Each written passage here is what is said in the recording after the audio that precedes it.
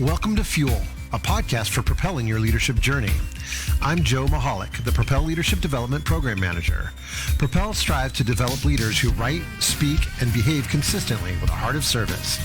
Each month, Fuel gives you up-close and personal access to NAVSEA thought leaders who have been there, done that, and are ready to tell their stories, ready to invest in you. So whether you're interested in learning what leadership's all about, or you've been a leader for years, we're all on an ongoing professional journey which requires fuel. In this episode, we jump right in with Captain Todd Hutchison, who recently made the transition from commanding officer of NSWC Carderock to program manager for surface ship modernization. He shares the importance of developing your own character and consistency by serving the fleet and serving the team. Some might say, well, Joe, why are you even talking to a uniformed military person if this is a podcast for civilian leaders? And I think I would just say to them, hang on, just listen. Each of us has our individual lives, and each of those lives is a journey. And there are many ebbs and flows or peaks and valleys or whatever example you want to use there. And mine has been no exception. So I think when I first came in, I started enlisted and went through boot camp, and it was not something that my family expected, nor did I, but was kind of the path laid before me. And so I jumped in. But I think it's safe to say that early, and even shortly after I got my commission, I was trying to emulate what I thought I should be as a third-class petty officer, as a machinist mate, as an ensign, as a lieutenant. Over the course of, the first 10 to 15 years of my career, which now I'm closing in on 28, I think I gradually got more comfortable in my skin and realized that while there's certainly many things that are unique to wearing the uniform and leading other people that are in uniform, as you said, on the pointy end of the spear, operational warship time, at the end of the day, under that uniform is just a person with the same needs and desires and goals and experiences as any of the people that I had the privilege of leading before I got in uniform and before I came into the Navy. Now, I was not that cognizant, I'd say, of that dawning realization that early in my career, and I certainly had no way of knowing that my path would ultimately lead me to acquisition, where I had the privilege of working alongside and leading so many civilians. But it did serve me well. And I became, especially as I got to be executive officer and then commanding officer of USS Michael Murphy, I spent a lot of time there thinking about, and the Navy asks prospective executive officers and commanding officers to spend time thinking about your leadership philosophy. And when many of my peers were thinking about that, it was not military focused, but it was very kind of what you'd expect from a Navy commander that's going to command at sea.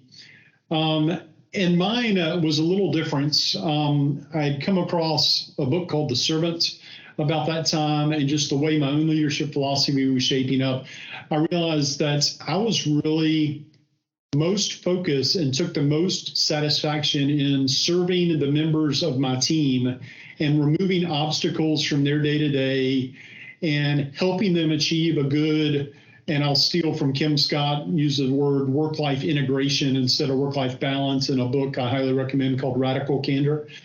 So in achieving some better work-life integration, which that integration piece is important because it talks about inclusion as well, because the people we are at home are the people that come to work. People are just shades of different level of comfort talking about that. And the people we are at work, we take home. So that's important on the integration piece. But it really got back to the servant leadership and me focused on serving my team and, of course, delivering for my bosses. Like I never lost sight of that as well. But I found I could do both. And as I thought more about what that meant, because that's a little cliche, hey, I want to be a servant leader. Like I think we hear that a lot. But I refashioned it in this three-legged stool that, Joe, you and I have talked about many times. You've heard me say this and share with some of the classes we've worked with together. And the three legs I think, is what kind of puts some meat on the bones of that servant leadership, at least as I interpret it and of how I've focused on. And the three legs are respect, communication, and humility.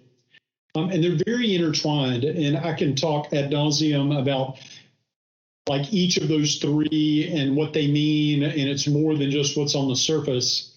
But to go back to what you were talking about and asked about with the transition from leading all military operational units to even going to frigate, which I was in PMS 515 and the FFG 62 class, was my first exposure to a really predominantly civilian organization.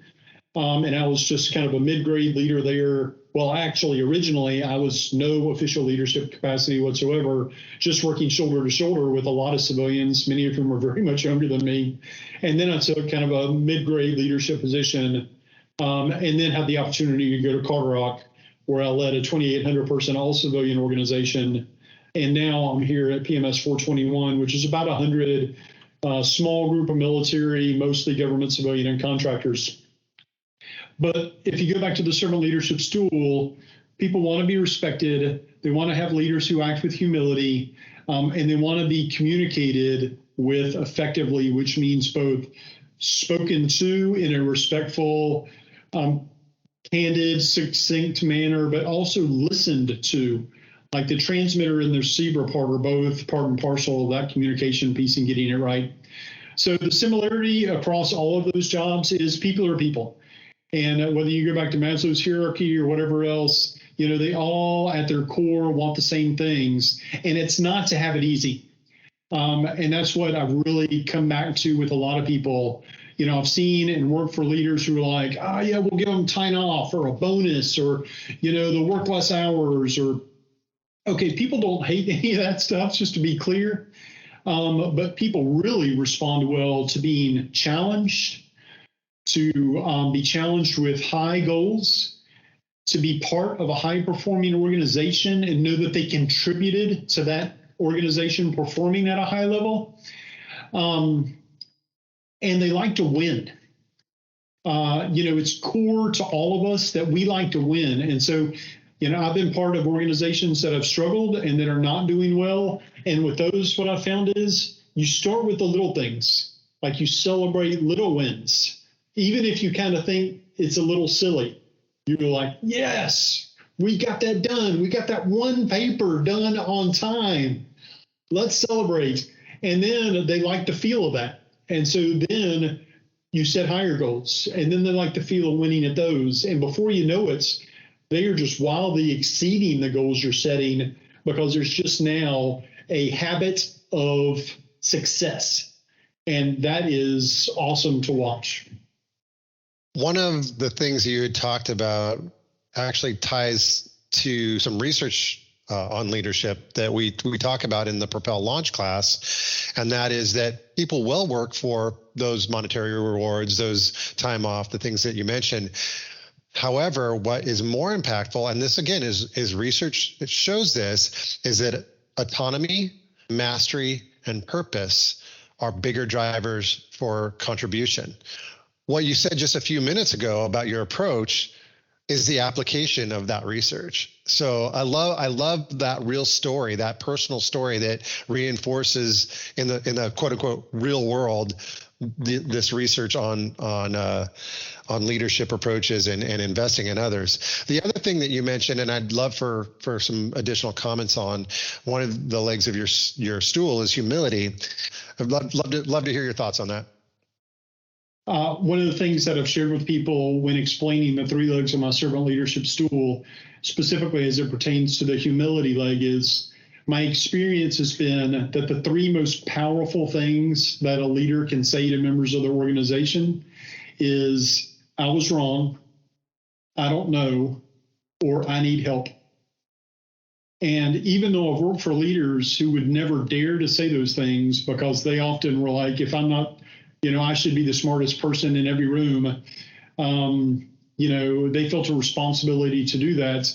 And I don't begrudge that, but I'm not even the smartest person in this room, if I count you as virtually in this room right now. And so I've often shared with my team, like this team, I have no maintenance experience other than being the receiver of a lot of maintenance as a ship driver in my career. modernization, the processes, the lexicon, everything. And so I'm 3 months in, and if the team knows anything by now, they know I'll go down there and knock on their office door and say, I have no idea what this means, or I have no idea what this process is. And I certainly have no idea what things I need to take on as a program manager and the leader of this organization, but they do. They have that experience in spades, and they've seen and have bruises and cuts from those challenges before. And so it's only with their help and with their knowledge that I can get that insight and then start trying to work to take those things for action and improve it. Your approach of and really your mindset of saying, I don't know, and I need help with this, it really kind of leads into another thing I wanted to ask you about. Since you've been in this position for about 3 months, I'd really be curious to know, what are some of the most recent lessons that you have learned or you've run into regarding leading and leadership? So one of the things I've really learned in this organization is all of us, or many of us at least, that are, whether you're in uniform or civilian, are working for relatively or very senior leaders in the organization, and they haven't gotten there by accident. They've obviously been successful for them to have been selected or promoted or advanced for their current positions. And so while I was at Carderock, I could do business a lot of the way that I wanted to do business, and I just had to kind of work with Mr. Terasek, the technical director, to make sure that we were well aligned. Here, there's less me and my admiral being aligned as much as he has many other leaders that work for him that are peers of mine. And so he can't adjust to meet all of our styles. I have to adjust to meet his style and make sure that I get attention to the things that he needs to have attention on. I am kind of the gatekeeper for that information. And so he gets pulled in, 7 times as many meetings as I do, and more with S2 and S1 in industry, and is engaged in a lot of different areas that I don't have visibility on. So if I have 5 things that I need to get his attention on, maybe I have a meeting for one of those, but I go in with a list of 4 others. And this is just a very specific example of something I've done a couple of times very successful with them over Hague, is I'll say, hey, sir, here to brief you on this topic. And at the end, I've got 4 other things that I just want to get your quick awareness of or a quick decision on. And he's been super receptive to that. That way we focus on what the meeting's about, but at the end, we cover several other things, because it's just hard to get separate time for drive-bys because he is so very busy. Again, like many of his peers at that level, at the Echelon 3, Echelon 2, it only gets more and more busy. So just figuring out exactly where to meet our boss and how to meet their needs and kind of mesh with how they need the information presented to them is a total game changer. And so when I came here, I realized, it's understanding where you are in the big hierarchy. That, to your point, I was kind of going back into a more middle management position. And so I've got to be clear with communicating to my team, but I've also got to flex in a way, whether it's even with my working hours or my style or my communications, that I was meeting the boss where he is to get him the information he needs. Like, he texts a lot and prefers to do that. And so that's something that I didn't do before as much, but we do that regularly. And it's a good way to bring his awareness. Even I may send him an email and follow it up with a text and say, this is in your inbox. And all indications are he appreciates that. And it's a way that I make sure that my engine keeps running here in 421. What, from your perspective, is some character or characteristics that have been consistent with you, maybe that have even grown stronger regardless of the role that you played, from the time that you were, junior enlisted to being uniform officer leading an entire ship onto your current role? When I was in an intern program at George Washington, I was a lieutenant. I was a long way away from being selected for Combatant C or even knowing where my Navy career was gonna end up. And we took a survey in one of our classes, and to be honest, it's kind of one of those surveys. You're taking this class and it's late. You've already written 3 papers, and you're like, oh God, you're just pressing the buttons. And I was like, you know what? This is a survey that probably people in industry are paying thousands of dollars to have and get that assessment and insight into their motivations and their personality and things like that. And that's important. And so, hey, Todd, like, why don't you actually take some time and be honest on this here? Nobody else is going to see that. It's literally just for your own professional development. And what I got out of that survey really gave me insight into just what my personal motivations are, which, to get back to the servant leadership stool, I'm sure that was a part in me having that realization a few years later. I just like seeing people succeed and do well and get that smile on their face where, you know, when you've done right by somebody and you've connected the dots for them in a way, and they're like, wow, like, yeah, I did that, or we did that. There's nothing that is more satisfying for me than that. And to go even back to before Navy, I had a bunch of jobs. I worked at a car wash. I was a resident assistant. I worked 3 different kinds of construction jobs. The construction jobs I love because at the end of the day, like, I did conveyor installation in a distribution center one time. It was my first kind of supervisory job with a bunch of kind of temporary labor. So it was an interesting challenge for a teenager. And but at the end of the day, like, my boss and I could look at all the conveyor installation that we had laid in and bolted into concrete or hung from the ceiling and all these racks and sensors and everything and be like, yep, we did that. When I got more into a professional career of management and leadership, for a while I struggled because I didn't see the conveyor strip that was laid in, or the framing that was done, or the car that was cleaned.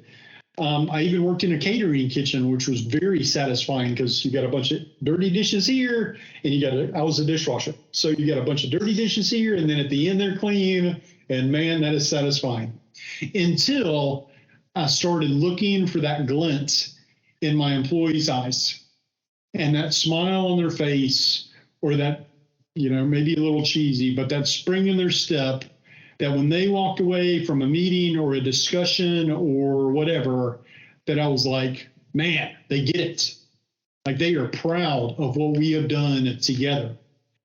And the fact that I had an opportunity in every job in the Navy, not just in command, not just as a PM, just as a guy, a person, like, looking out for the interests of other people, that I could help achieve that for them and have them go home at night and talk to their significant other or their kids or their parents and be like, man, we did something cool today, or my team did something cool today. I mean, mic drop. Like, that's it for me, but that is it for me. And so as I've gone through the rest of my career and I've been able to see that, like, that is what is truly my motivating factor, to keep digging and keep learning, because the better I can do at achieving that with a larger percentage of my workforce, because the larger the team gets, the harder it is to get that or even know that you've had that effect on a lot of people you don't contact frequently, is the most important thing for me. And in doing so, now that I'm in this position and I'm a program manager and we're very fleet focused, I can do that and also know that we are serving the fleet by doing that. So that's why my kind of command philosophy, as it were, here is serve the fleet, serve the team, because I found that here, those two things are intertwined. I'm serving the fleet by serving the team. By giving them tools to succeed, we're able to serve the fleet better, and I'm able to deliver war-fighting capable ships on time to fleet commanders for tasking. And make no mistake, that is the job that I'm here to do. It's not to make friends with, or for us to always go out, you know, for fun social events, although that's important to the serving your team piece. It's about making sure we deliver ships back to fleet commanders for tasking. Where I feel like people get in a really bad spot when they're leaders is where they spend a lot of time watching other leaders that they believe have been successful, and they don't learn from them as much as mimic them. And so they use, like, they face this situation and they took this action. And so then when they are in a leadership role and they are faced with a similar situation, that's the action they take, which works well until you're faced with a situation that you didn't observe that leader have to face. And then, unfortunately, you have to interpolate or guess And then that gets you in a position where you don't know exactly how to act. For me, I've had some challenging leaders and I've had some fantastic nurturing leaders, but I've learned from all of them. And I'm grateful for my time with all of them. But one of the things that helped me do is find my own path and who Todd Hutchison was, which paid off when I got to work with civilians, because if I just have to depend on my rank insignia to tell people why a decision I'm making is the right one, then I've lost before I've even started. Like, you just have to meet people where they are, whether it's your boss or your team, and then together work towards success. Thank you for joining this episode of the Fuel Podcast, brought to you by the Propel Leadership Development Program. Thanks for adding fuel to propel your journey.